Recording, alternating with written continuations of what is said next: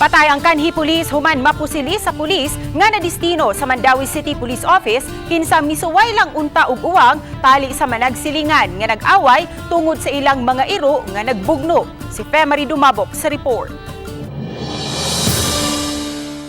Nakabsan gyud siyang kinabuhi si Franklin Patalinghog Bulacya, 45 anyos, kanhi sakop sa Philippine National Police.